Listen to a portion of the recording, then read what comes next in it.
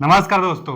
आज से हम कंप्यूटर का प्रीवियस ईयर में आया हुआ क्वेश्चन पेपर हम सोल्यूशन कराने वाले हैं। लगातार कुछ दिनों तक प्रीवियस ईयर का क्वेश्चन पेपर सोल्यूशन कराएंगे, क्योंकि बहुत बच्चे कमेंट भी कर रहे थे कि सर बीएसपीसीएल में प्रीवियस ईयर का आया हुआ क्वेश्चन सोल्यूशन करा दीजिए। तो हम आज से सोल्यूशन कराएंगे, जब तक कि पूरा प्रीवियस ईयर का क्वेश्चन पेपर सोल्यूशन करा नहीं देते हैं आगे कुछ हम दूसरा चीज नहीं पढ़ाने वाले हैं। तो बहुत जल्दी 3 4 5 दिन में कंप्यूटर का जितना क्वेश्चन होगा सब सोल्यूशन हम करा देंगे। जो आज का क्वेश्चन लिया गया है 3/11/2018 शिफ्ट 2 का यह क्वेश्चन लिया गया है। तो चलिए क्वेश्चन की तरफ चलते हैं। प्रीवियस ईयर का क्वेश्चन पेपर पहले सॉल्यूशन भी हम लोग कर लेंगे, तो पता भी चल जाएगा कि कैसा कैसा क्वेश्चन इसका बनता है। थ्योरी पढ़ना चाहते हैं तो थ्योरी पढ़ा दिया गया कंप्यूटर का। बाकी अब लगातार हम सेट कराने वाले कंप्यूटर और नॉन टेक में भी जो जो भी होगा अपने समय अनुसार हम लेकर आपके लिए आते रहेंगे। तो पहले कंप्यूटर का प्रीवियस ईयर का सारा क्वेश्चन सोल्यूशन कर लिया जाए। आज का पहला क्वेश्चन क्या है कि निम्नलिखित में से कौन सा इनपुट डिवाइस तस्वीर लेने और वीडियो चैट में मदद करता है। पहले तो इनपुट डिवाइस पूछा है, कौन सा इनपुट डिवाइस। तो इनपुट डिवाइस बचाना, देखिए ना, ट्रैक बॉल भी इनपुट डिवाइस होता है। ट्रैक बॉल क्या गेम वोम खेलने में इसका प्रयोग किया जाता है, गोलाकार आकृति का होता है ट्रैक बॉल। उसके बाद वेब कैमरा भी इनपुट डिवाइस होता है, इनपुट को अटैच करता है। वेब कैमरा जैसे सीसीटीवी कैमरा हम लोग बोलते हैं, वही वेब कैमरा है। चाहे लैपटॉप जो होता है उसमें भी कैमरा होता है, तो कैमरा। उसके बाद माउस भी इनपुट डिवाइस है, और जॉयस्टिक जो होता है यह भी इनपुट डिवाइस है। चारों के चारों इनपुट डिवाइस है। इनपुट डिवाइस ही आपसे पूछा था, लेकिन तस्वीर लेने और वीडियो चैट में प्रयोग होता है। तो तस्वीर ट्रैक बॉल तो ले नहीं सकता है, गेम खेलने में होता है। कैमरा तस्वीर लेता है, माउस भी तस्वीर नहीं ले सकता है। और ये जॉयस्टिक जो होता है यह कैसा होता है, कुछ गियर आप देखे होंगे ना, हैंडल टाइप का होता है, वैसा ही जॉयस्टिक होता है। यह भी इनपुट डिवाइस है। कैमरा जो होता है वही कैमरा तस्वीर ले सकता है। तो इसका जवाब B option is right answer. Web camera जो होगा इनपुट डिवाइस है और तस्वीर और वीडियो चैट में मदद करता है। तो B option is right answer. अगला, निम्नलिखित में से कौन सा विकल्प ऑनलाइन वातावरण और डिजिटल मीडिया से संबंधित उचित और अच्छा व्यवहार का संवेषण करता है। पहले देखिए ना, पहले तो डिजिटल की बात कर रहा है कि डिजिटल मीडिया ऑनलाइन वातावरण और डिजिटल मीडिया से संबंधित उचित और अच्छा व्यवहार का संवेषण करता है। उचित और अच्छा व्यवहार, वो भी डिजिटली रूप में। तो साइबर सिक्योरिटी जो होता है यह व्यवहार से तो रिलेटेड है, नहीं सिक्योरिटी से रिलेटेड है। आगे देखेंगे तो लाभ ही नियम से रिलेटेड है। जो इथिक्स होता है ना, इथिक्स मतलब ये होता है नैतिक होता है, व्यवहार से रिलेटेड है। तो साइबर इथिक्स इसका जवाब सही हो जाएगा। आगे दिया है साइबर सेफ्टी, तो सेफ्टी भी अच्छा व्यवहार से संबंधित नहीं है। सवाल पढ़ते हैं इसका विकल्प आप लगा लेंगे कि कौन सा विकल्प है जो ऑनलाइन वातावरण मतलब नैतिक, ऑनलाइन में वातावरण जो अच्छा बनाए और डिजिटली मीडिया से संबंधित हो, अच्छा व्यवहार का संवेषण करता है। तो इथिक्स करेंगे, मतलब साइबर इथिक्स, मतलब जो साइबर नैतिक होता है, इसका सी ऑप्शन इज राइट जवाब होगा। पढ़ने से पता चल रहा है कि यही एक ऑप्शन इसमें सही है। आगे क्या है क्वेश्चन कि एक्सेल इफ और फंक्शन का सही वाक्य विन्यास क्या है। अब यहां से पूछा है ना कि the correct syntax of Excel, Excel में आपको करेक्ट बताना है इनमें से किसके लिए, तो इफ फंक्शन के लिए। इफ फंक्शन क्या होता है, देखिए समझिए। एक्सेल चाहे वर्कशीट आप देखे होंगे ना, वर्कशीट में सेल बहुत ज्यादा सेल होता है। अच्छा, जैसे एक यहाँ पर कॉलम है, एक यहाँ पर कॉलम है, कुछ अंक यहाँ पर है, कुछ अंक यहाँ पर है। आप चाहते हैं कि इन दोनों को हम जोड़कर यहाँ पर लिखे, बहुत बहुत ज्यादा सेल होगा, बहुत ज्यादा अंक होगा, सबका भी आप जोड़कर लिखना चाहते हैं। तो सम करने के लिए जो रूल लगाएंगे, रूल लगाने के लिए जैसे एरो को सेल में रखेंगे ना, एक इफ करके फंक्शन आ जाता है, देता है वो बराबर। पहले तो कोई भी फॉर्मूला लगता है एक्सेल में तो स्टार्टिंग में बराबर का साइन रहता है, उसके बाद इफ होता है, इफ के बाद शर्त होता है। पहले आप कौन सा कंडीशन लगाना चाहते हैं, सम करना चाहते हैं कि पेज जो फेल होता है पास होता है वो लगाना चाहते हैं, ट्रू और फॉल्स होता है उसमें कंडीशन लगाना चाहते हैं, या ग्रेटर देन लेस देन, जो भी कंडीशन लगाना चाहते हैं। तो स्टार्टिंग में कंडीशन होता है, कंडीशन के बाद ट्रू वाला आपसे पूछता है आप क्या चाहते हैं, यहाँ पर ट्रू वैल्यू वाला पूछता है। उसके बाद आपसे फॉल्स वाला पूछता है कि क्या रहेगा, तो फॉल्स आप चाहेंगे। यही बस 3 चीज होता है कोई भी फॉर्मूला यूज करने के लिए। तो इसमें से खोजेंगे, एक्सेल में फॉर्मूला यूज करना है तो इफ तो स्टार्टिंग में रहेगा ही, लेकिन कंडीशन रहेगा। तो हाँ, पहला बात तो कंडीशन चाहिए, हम क्या चाहते हैं वो कंडीशन चाहिए। उसके बाद ट्रू वैल्यू चाहिए, जबकि यह फॉल्स वैल्यू दिया है, तो यह तो गलत हो गया ये ऑप्शन। आगे देखें, इफ चाहिए, उसके बाद कंडीशन चाहिए, कंडीशन के बाद ट्रू वैल्यू चाहिए, ट्रू के बाद फॉल्स वैल्यू चाहिए। अब फॉल्स के बाद कुछ और नहीं चाहिए, जबकि यहाँ पर रिजल्ट दिया है। रिजल्ट तो इंटर दबाएंगे अपने आप आ जाएगा, रिजल्ट लिखने की जरूरत नहीं है, कंडीशन में रिजल्ट नहीं देता है। तो यहाँ पर रिजल्ट दिया है तो ये भी गलत है। आगे देखेंगे, इफ कंडीशन होता है, उसके बाद जो कंडीशन सत्य रहेगा उसके लिए हम फॉर्मूला लगाएंगे, चाहे जो हमको चाहिए कि 40 से ऊपर चाहेगा, 40 से ऊपर आना चाहिए, 50 से ऊपर आना चाहिए, जो भी आना चाहिए, ट्रू के लिए वो वाला शर्त यहाँ पे लगाएंगे और फाल्स के लिए शर्त यहाँ पे लगाएंगे। बस इतना ही चाहिए, ट्रू चाहिए, फाल्स चाहिए, कंडीशन चाहिए। तो क्रम इसका ध्यान देखिए, कंडीशन पहले, ट्रू उसके बाद होना चाहिए, उसके बाद फाल्स होना चाहिए, और कुछ नहीं। तो इसका C option is right answer. इसमें कौन सा ऑप्शन सही है? सी ऑप्शन सही जवाब है, क्योंकि एक्सेल के फॉर्मूला के लिए यही क्रम ही होता है, यह क्रम है, याद कर लीजिए कि यही क्रम होता है। अथवा आप प्रैक्टिकली भी इसको देख सकते हैं, एमएस एक्सेल खोलिए, वहां पर एरो ले जाइए किसी भी सेल में, यही शर्त वो दिखा देगा। आगे क्या है? कंप्यूटर के सभी इनपुट और आउटपुट डिवाइसेस और अन्य फिजिकल पार्ट को क्या कहा जाता है? इनपुट, आउटपुट और फिजिकली पार्ट। फिजिकली पार्ट क्या होता है? जिसको हम लोग टच कर सकते हैं, तो उसको क्या कहते हैं? हार्डवेयर कहते हैं। हार्डवेयर, देखिए B option is right answer, hardware. Hardware क्या होता है बच्चा? हार्डवेयर जिसको हम लोग टच कर सकते हैं। तो इनपुट, आउटपुट और फिजिकली पार्ट जिसको टच कर सकते हैं उसको हार्डवेयर कहते हैं। जैसे माउस, कीबोर्ड, जो भी आप देखो, मॉनिटर, जो भी आप देखते होंगे ना जिसको टच कर सकते हैं, हार्डवेयर। और जिसको आप टच नहीं कर सकते हैं वो होता है सॉफ्टवेयर। कंप्यूटर का मेन पार्ट यही तो होता है, सॉफ्टवेयर और हार्डवेयर। हाँ, सॉफ्टवेयर भी तीन प्रकार से होता है। कौन कौन तीन प्रकार से होता है? तो एक सिस्टम सॉफ्टवेयर होता है, सिस्टम सॉफ्टवेयर, सिस्टम सॉफ्टवेयर होता है जी, ठीक है, सिस्टम सॉफ्टवेयर। उसके बाद एक एप्लीकेशन सॉफ्टवेयर होता है। एक तो सिस्टम चाहे OS software, application software. Application software में अभी हाल ही में हम लोग पढ़े थे, एमएस एक्सेल पढ़े थे, एमएस ऑफिस में जितना सा सब एप्लीकेशन सॉफ्टवेयर था, चाहे व्हाट्सएप, टेलीग्राम, यूट्यूब, ये सब एप्लीकेशन सॉफ्टवेयर है। तो एप्लीकेशन सॉफ्टवेयर, और एक होता है यूटिलिटी सॉफ्टवेयर।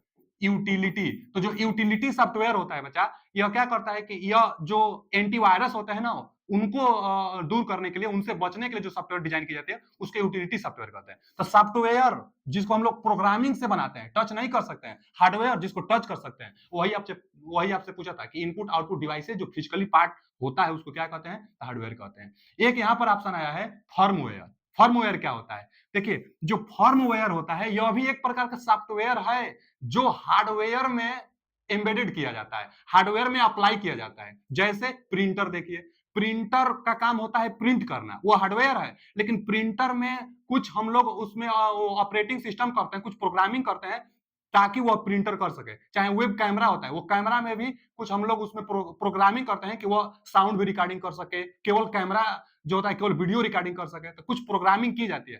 तो हार्डवेयर पार्ट में कुछ प्रोग्रामिंग करने से, कुछ सॉफ्टवेयर अप्लाइड चाहे एम्बेडेड करने से जो डिवाइस बनता है उसको हम लोग फर्मवेयर कहते हैं। इसका एग्जांपल प्रिंटर अभी बताएं, स्मार्टफोन जो होता है, वेब कैमरा जो होता है, ये सब फर्मवेयर में आता है। फर्मवेयर एक सॉफ्टवेयर है जो हार्डवेयर में अप्लाई एम्बेडेड की जाती है। उसके बाद ह्यूमनवेयर आया है।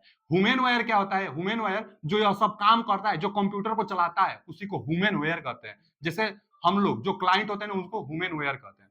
तो ह्यूमनवेयर जो ऑपरेट करता है, जो क्लाइंट होता है, जो ये सब काम करता है कंप्यूटर पर, उसको ह्यूमनवेयर कहते हैं। Firmware printer, web camera, mobile, ये सब फर्मवेयर में आता है। तो हार्डवेयर इसका सही जवाब है, बी ऑप्शन। अगला क्वेश्चन क्या है बच्चा? अगला क्वेश्चन है कि एमएस एक्सेल में फार्मूला में किस प्रकार का सेल रिफरेंस, मतलब ऑटोमेटिक रूप से नए स्थानों पर समायोजित होता है जब फार्मूले को भी विभिन्न सेलों में पेस्ट किया जाता है। देखिए क्या पूछा है, पहले तो रिफरेंस पूछा है। रिफरेंस दो प्रकार से होता है। कौन कौन होता है? तो एक रिलेटिव रेफरेंस होता है और एक एब्सोल्यूट रेफरेंस होता है, बस यही दो प्रकार से। अब ये तो कोई रेफरेंस नहीं है, या दोनों कोई रेफरेंस नहीं होता है।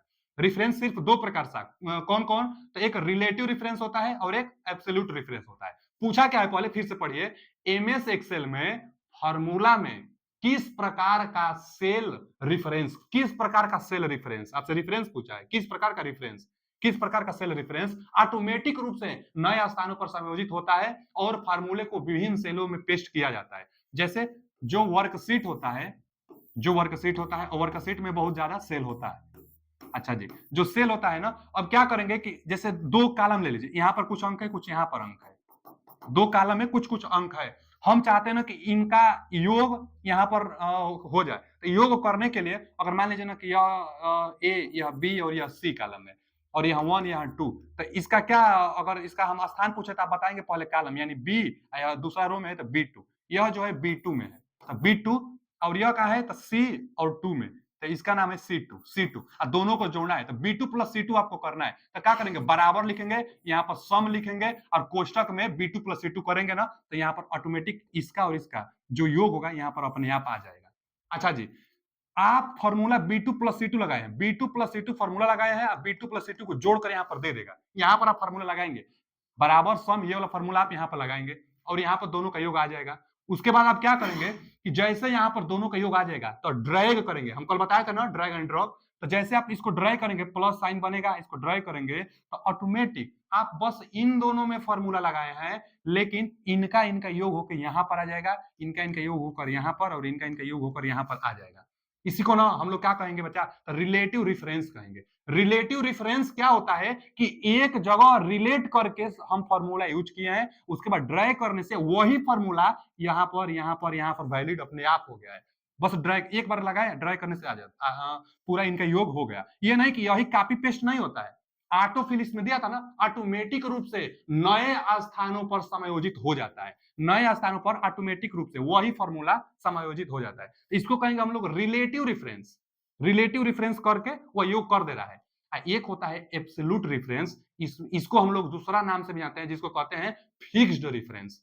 फिक्स्ड रेफरेंस में क्या होता है कि एक बार आप एब्सोल्यूट रेफरेंस लगा दिए, यानी फिक्स्ड रेफरेंस यहां और यहां का योग कर लिए, तो अब यही वाला जो योग होगा ना, यही सेम आएगा, यानी एकदम कॉपी पेस्ट होने लगा, वही योग टोटल दिखाई देगा। अब इनका इनका योग नहीं करेगा, तो इसको फिक्स्ड रेफरेंस कहते हैं। यह जो एक बार हो गया है उसी को फिक्स्ड करते हुए यह आगे ऑटोमेटिक फिल करता है, जबकि रिलेटिव रिलेट करते हुए ऑटोमेटिक फिल करता है। तो इसका जवाब ए ऑप्शन सही होगा, क्योंकि यहां पूछा था कि एमएस एक्सेल में फार्मूला में किस प्रकार का सेल रेफरेंस ऑटोमेटिक रूप से नए स्थानों पर समायोजित होता है। तो नए स्थानों पर समायोजित रिलेटिव रेफरेंस होता है। फिक्स्ड अगर कहता तब एब्सोल्यूट रेफरेंस हम लोग लगाते। तो A option is right answer. अगला क्वेश्चन क्या है, किसी भी व्यक्ति को इनामी सेल में फंसाने को क्या कहा जाता है? किसी भी व्यक्ति को इनामी मेल में, ठीक है, इनामी मेल से, जैसे कोई मेल आता है ना जी, ईमेल आता है तो ईमेल पर कुछ मेल आ जाता है, अनचाहा मेल को स्पैम कहते हैं। यह भी क्वेश्चन पूछ लेता है कि ईमेल पर अनचाहा अगर मेल आता है तो उसको क्या कहेंगे, तो स्पैम कहेंगे। अच्छा जी, तो दिया है कि किसी भी व्यक्ति को इनामी, मतलब इनाम आपको आता है कैसे, व्हाट्सएप पर भी मैसेज आता है, ईमेल पर भी आता है कि 1 करोड़ आप मतलब विजेता हैं, आपसे फोन करेगा, चाहे लिंक एक्टिवेट कराएगा, आपसे खाता से पैसा भी कट जाता है। तो ये सब क्या करते हैं, आपको फिशिंग करते हैं। तो इसको फिशिंग कहेंगे। किसी भी व्यक्ति को इनामी मेल में फंसाने को क्या कहते हैं, चाहे इलेक्ट्रिक रूप से, डिजिटली रूप से आपको अगर फंसाई जाती है तो उसको हम लोग फिशिंग कहते हैं। तो यहाँ पर देखिए फिशिंग दिया है, B option is right answer. Programming तो आप जानते होंगे कि प्रोग्रामिंग करके वो बनाई जाती है, एप्लीकेशन बनाई जाती है, सॉफ्टवेयर बनाई जाती है। तो इसका फिशिंग होगा इलेक्ट्रिक, अगर इलेक्ट्रॉनिक रूप से आपको अगर किसी जाल में फंसाई जाती है तब, तो वही पूछा था, फिशिंग होता है। अच्छा, फिशिंग एक है, फिशिंग आप समझ गए, धोखेबाजी को फिशिंग कहते हैं।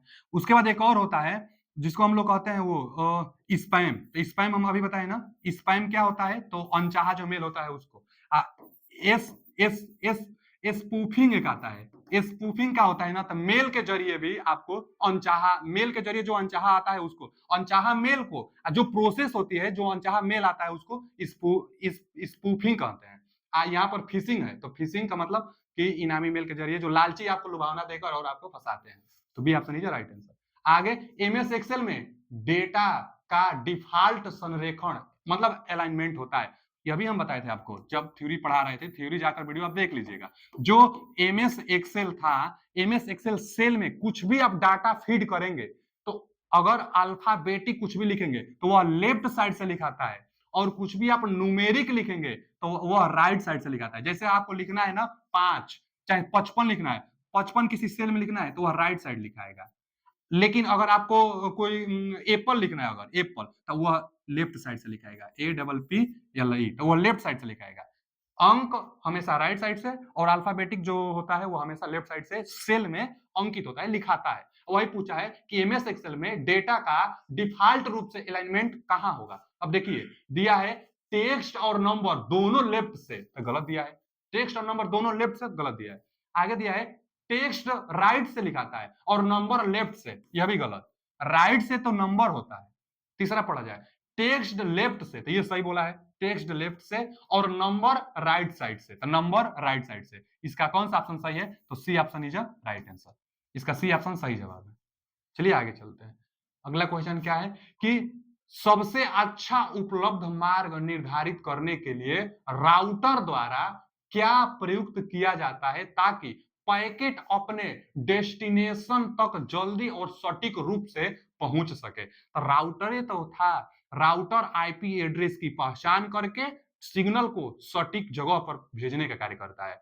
राउटर में जो राउटर होता है, राउटर में राउटिंग टेबल आता है, तो राउटर ही होगा। सबसे अच्छा उपलब्ध मार्ग निर्धारित करने के लिए राउटर द्वारा क्या प्रयुक्त किया जाता है जो पैकेट को डेस्टिनेशन तक जल्दी से और सटीक रूप से पहुंचाने का कार्य करता है? तो राउटिंग टेबल, क्योंकि राउटर का ही प्रयोग किया जाता है आईपी एड्रेस पहचान कर डाटा को भेजने के लिए, तो उसमें राउटिंग टेबल होगा, अलग अलग आईपी एड्रेस पर वह डाटा को आपको फीड करता है। एक आता है रिपीटर, तो रिपीटर का काम सिग्नल को बढ़ाना होता है, न कि आईपी एड्रेस को पहचानना।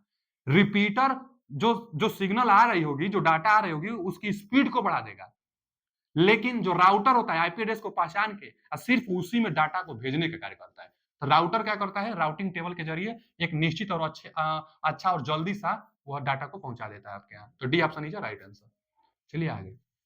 अगला क्वेश्चन क्या है कि एमएस आउटलुक, यह भी एमएस ऑफिस का, एमएस ऑफिस जो सूट था उसका ही एक एप्लीकेशन सॉफ्टवेयर था एमएस आउटलुक।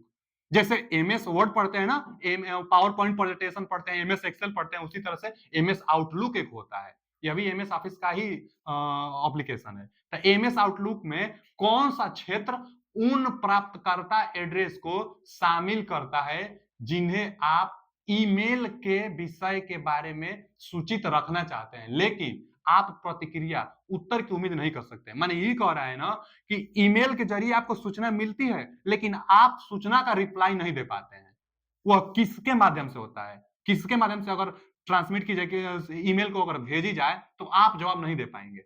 देखिए, जो टू होता है, टू में जो फिल की जाती है ना, कि जैसे यहां से किसी और के पास अगर ईमेल भेजना है, तो टू में जिसके पास भेजना होता है उसको उसको उसके उसका जो ईमेल आईडी होगा उसको आप लिखेंगे। फार्म जो फ्रॉम होता है, फ्रॉम में तो अपने आप यह फिल हो जाता है, जहां से आप ईमेल करेंगे उसका ईमेल आईडी यहां पर अपने आप आ जाएगा फ्रॉम में, और टू जिसके यहां भेजेंगे। लेकिन दो से ज्यादा लोगों को भेजेंगे तब सीसी और बीसीसी का प्रयोग किया जाता है। बीसीसी का फुल फॉर्म होता है ब्लाइंड कार्बन कॉपी, और सीसी का मतलब होता है कार्बन कॉपी। तो दो से ज्यादा लोगों को भेजने में कार्बन कॉपी और ब्लाइंड कार्बन कॉपी का प्रयोग किया जाता है। अब अगर ब्लाइंड कार्बन कॉपी में जितना लोगों का नाम डाले रहेंगे, उनको पता नहीं चल पाएगा कि किनको किनको यह मेल किया गया है। लेकिन अगर सीसी में जितना ईमेल आईडी आप लगाए रहेंगे, सबको पता चलेगा कि हमारे अलावा किसको किसको यह मेल किया गया है। लेकिन जो कार्बन कॉपी होता है, इसमें जितना भी मेल आता है, चाहे बीसीसी होता है और सीसी, लेकिन जो सीसी होता है कार्बन कॉपी, इसमें जो मेल आता है उसका आप रिप्लाई नहीं कर पाएंगे, उसका आप जवाब नहीं दे पाएंगे। वही पूछा है कि अच्छा, आउटलुक के लिए भी स्पेशल पूछा है कि एमएस आउटलुक ईमेल से यह संबंधित था भी। जब हम पढ़ाए थे बताए थे कि जो एमएस आउटलुक था वह ईमेल से ही संबंधित होता है। तो एमएस आउटलुक में कौन सा क्षेत्र उन प्राप्तकर्ता मतलब जहां प्राप्त की जाती है, उन प्राप्तकर्ता एड्रेस को शामिल करता है जिन्हें आप ईमेल के विषय के बारे में, ईमेल के सब्जेक्ट के बारे में सूचित रखना चाहते हैं, लेकिन आप रिएक्शन उत्तर का उम्मीद नहीं कर सकते, आप रिप्लाई नहीं दे सकते हैं। तो सीसी में A option is right answer. CC का फुल फॉर्म कार्बन कॉपी, और बीसीसी का full form blind carbon copy पूछ लेता है। चलिए आगे। अच्छा, और पूछ लेता है कि इनमें से कौन सा है जो अपने आप फिल हो जाता है? तो फ्रॉम, जहां से ईमेल आईडी भेजना होता है वो अपने आप फिल हो जाता है। अगला क्वेश्चन क्या है कि एक हैकर मूल साइट यूआरएल के अन्य साइट यूआरएल के साथ परिवर्तित कर देता है। एक कोई यूआरएल है, दूसरा यूआरएल के साथ वो परिवर्तित कर देता है, तो इस साइट को क्या कहा जाएगा? यह भी तो एक घपलेबाजी है, फिशिंग ही है। B option is right answer. Phishing धोखेबाजी ही है। तो जो हमारा यूआरएल है, यूआरएल जो होता है ना, यूआरएल क्या होता है? कोई भी वेबसाइट बनाई जाती है तो यूआरएल लिंक आता है ना, यूआरएल, यूआरएल 3 पार्ट से बनता है। तो जो यूआरएल होता है वो दूसरा यूआरएल से अटैच कर देता है। देखिए ना, एक हैकर है जो मूल साइट जो है यूआरएल के अन्य साइट यूआरएल के साथ परिवर्तित कर देता है। इसको हम लोग फिशिंग कहेंगे ना, फिशिंग कहेंगे। अच्छा जी, अगर डिफेसमेंट क्या होता है? अगर कोई पूछ दे कि डिफेसमेंट होता क्या है, इसको क्या कहेंगे? तो डिफेसमेंट में ना वही यूआरएल साइट होगा, लेकिन उस पर ना वह एडिट करके दूसरा कुछ अपना कंटेंट प्रोवाइड कराएगा। आपका कंटेंट को हटाकर वो अपना कंटेंट प्रोवाइड कराने लगे, आप ही के साइट पर अपना कंटेंट प्रोवाइड कराने लगे, उसको हम लोग कहेंगे डिफेसमेंट कहेंगे।